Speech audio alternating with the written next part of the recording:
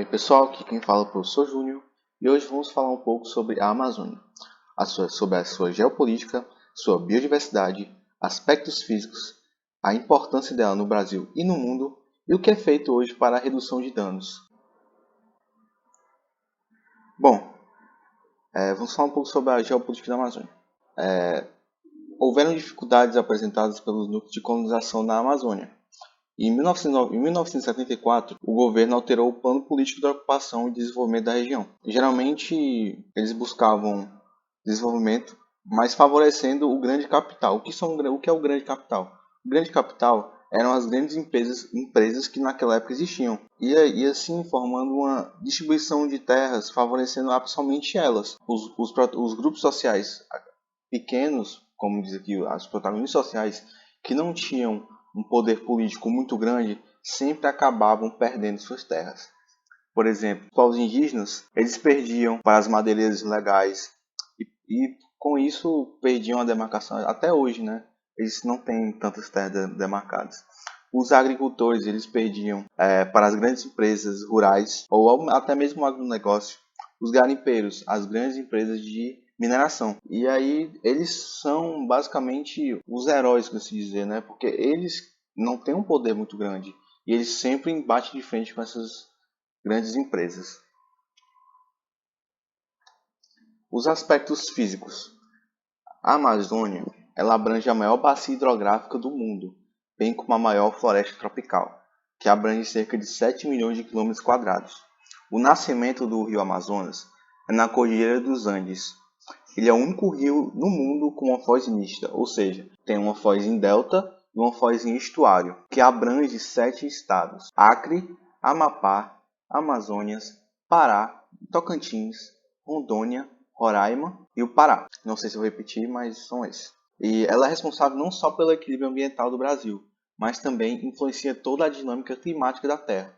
A Amazônia é considerada pela Unesco Patrimônio Natural da Humanidade. A sua biodiversidade.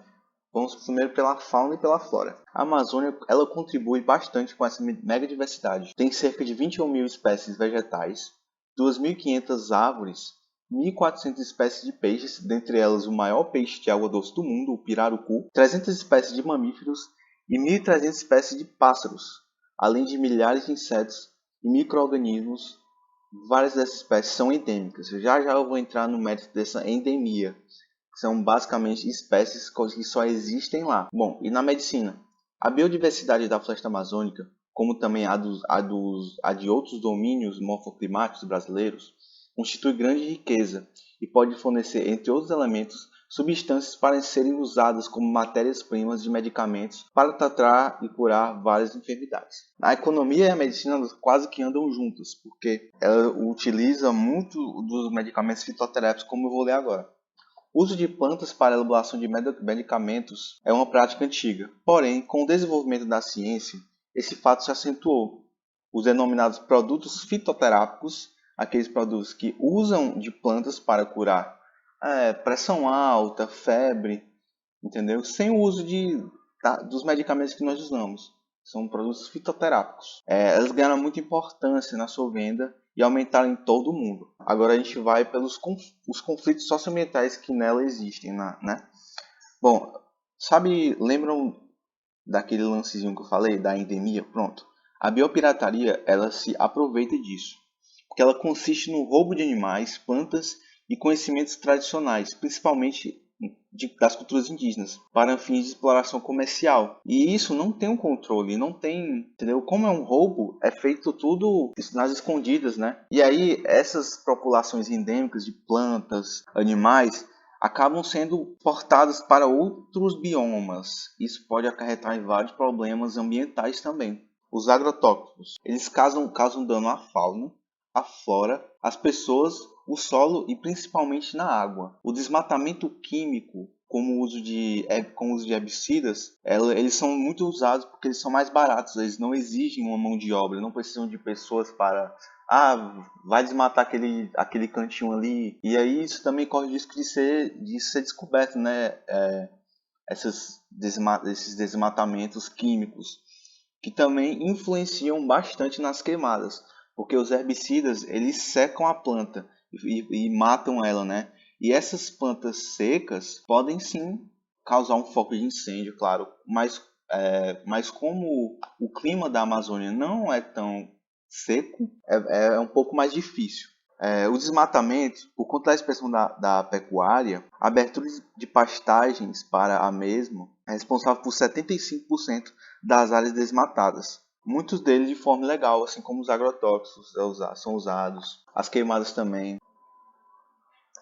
E aí a gente vai para a importância do Brasil, a importância da Amazônia para o Brasil. Na Amazônia, a extração de produtos não madeireiros, como óleos, resinas, ervas, frutas e borracha, contribuem economicamente para a vida de 400 mil famílias de extrativistas. O turismo ecológico, que geralmente é voltado para o lazer e de uma certa forma compreender mais sobre a região e sua biodiversidade. Tem também o ecoturismo, né? É quase a mesma coisa. Só que a diferença do ecoturismo para o turismo ecológico é que geralmente o turismo ecológico é voltado para o meio científico, para pesquisa, enfim, pesquisadores fazem muito isso. A região amazônica tem um papel preponderante no uso múltiplo dos recursos hídricos, sim, isso é verdade, com muitos rios, né? E qual a importância dela para o mundo? A floresta amazônica é fundamental para impedir o avanço das mudanças climáticas, porque a emissão de gás carbônico é muito grande e ela ajuda muito no clima. Agora vamos para os rios voadores, eles são bem interessantes, porque eles são um tipo de curso d'água invisível que circula pela atmosfera. Trata-se de uma umidade gerada pela Amazônia, aquele lance, né, de produção muito gás carbônico e tudo mais. A evapotranspiração também é muito intensa. E esses rios voadores, eles se dispersam durante todo o continente americano. Então eles são bem presentes, né, no nosso continente. Agora a gente vai falar sobre o que é feito para reduzir os danos que porventura acontecem, assim como desmatamentos, como eu falei anteriormente. As reservas extrativistas. Na década de 1970, algumas pessoas alguns grupos de protagonistas sociais, como seringueiros e castanheiros, eles opuseram pela forma como a Amazônia vinha sendo ocupada, né? Como eu falei anteriormente. E eles botaram muita pressão no governo para poder mudar isso. E com isso foram criadas unidades de conservação da natureza. E além de explorarem os recursos de maneira sustentável, eles praticam agricultura de subsistência, favorecendo o meio de vida da população tradicional. O desenvolvimento ecologicamente sustentável. Em 1972, na Suécia, em específico na cidade de Estocolmo, a ONU realizou a primeira conferência das Nações Unidas sobre o meio ambiente. E lá foi discutido sobre a destruição ambiental e a imensa exploração de recursos naturais. Bom, a ideia surgiu especificamente nessa conferência e basicamente visava a exploração dos recursos naturais de forma racional, sem desperdício e sem degradação ambiental, para que as futuras gerações que vão chegar, os meus filhos, os meus netos, possam aproveitar desse meio ambiental que provavelmente, se continuar com todo essas queimadas, pode não existir, né? E as organizações não governamentais. As organizações não governamentais são formadas por um grupo de pessoas que não visam o lucro, eles só visam tentar ajudar um certo assunto, como por exemplo a Amazônia. Uma das ONGs mais famosas é o Greenpeace. Eles aí ajudam bastante sobre essas questões ambientais. Então é isso, galera. Muito obrigado se você assistiu até aqui o vídeo.